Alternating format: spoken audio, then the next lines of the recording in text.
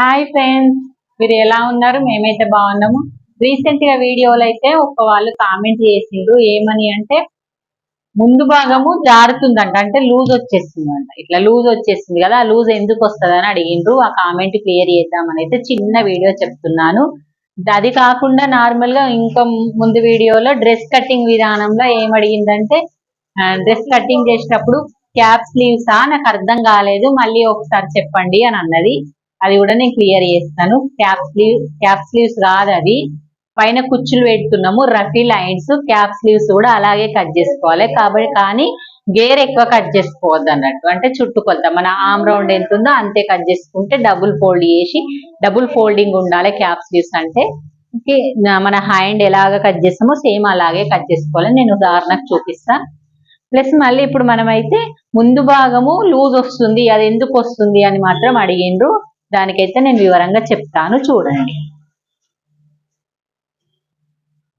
ఇదిగోండి ఫ్రెండ్స్, ముందు భాగం కట్ చేసేటప్పుడు చాలా మంది ఇదే తప్పు చేస్తారు. దానివల్ల మనకు ముందు లూజు వస్తుంది అని అంటారు కదా. ముందు లూజ్ రావడము, నెక్ షోల్డర్ జారడము, ప్లస్ ఇదంతా మనం ఏం తప్పు చేస్తున్నాం అదే నేను వివరంగా చెప్తాను, చూడండి. అయితే మనం ఫస్ట్ బ్లౌజ్ కట్ చేసుకున్నప్పుడు షోల్డర్ ఎంత పెట్టుకున్నాము దాని ప్రకారంగా బ్యాక్ పార్ట్ ఇలా పెట్టేసి దాని మీద పెట్టి ముందు భాగం అంతా గీసేసుకుంటాము.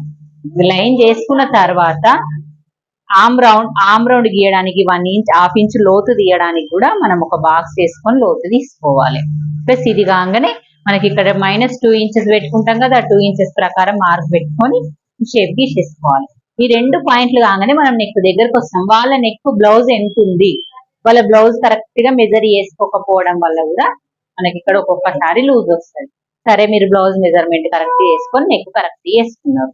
ఈ ముందు నెక్ పెట్టుకున్న తర్వాత మనం ఉక్సుపట్టి కాజపట్టి పొడవు పెట్టుకొని దాని ప్రకారంగా షోల్డర్ నుంచి మనకు చెస్ట్ పాయింట్ అనేది చూసుకొని కిందికి డాట్ కోసం చూసుకుంటాం. ఈ పాయింట్స్ అయితే మీకు తెలుసు.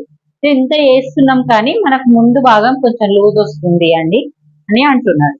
ముందు భాగం లూజ్ రావడానికి 2 కారణాలు ఉన్నాయి. ఆ 2 కారణాలు ఏంటో నేను చెప్తాను, చూడండి.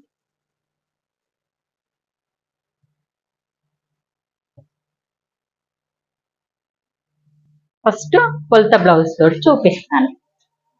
ఒకటి, మనం ఎగ్జాక్ట్ గా ఈ ఉక్కు నుండి చెస్ట్ పాయింట్ వరకు మనం ఎగ్జాక్ట్ మెజర్మెంట్ తీసుకోవాలి. ఇట్లా లాగి తీసుకున్నా గానీ, లేకపోతే మనము కొంచెం పెద్దగా పెట్టుకున్న అటు ఇటు అయినా కానీ ఈ మెజర్మెంట్ అనేది ఎక్కువ కావడం వల్ల కూడా లూజ్ అవుతుంది. ఇది కరెక్ట్ ఉంది కాబట్టి 2 ఇంచెస్ ఎక్స్ట్రా ఇది కరెక్ట్ పెట్టేసి.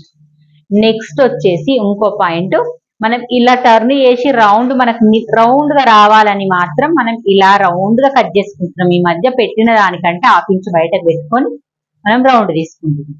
రౌండ్ తీసుకునేటప్పుడు తీసుకున్న తర్వాత రౌండ్ డ్రా చేసిన తర్వాత మనం చిన్న పాయింట్ యూజ్ చేయాలి.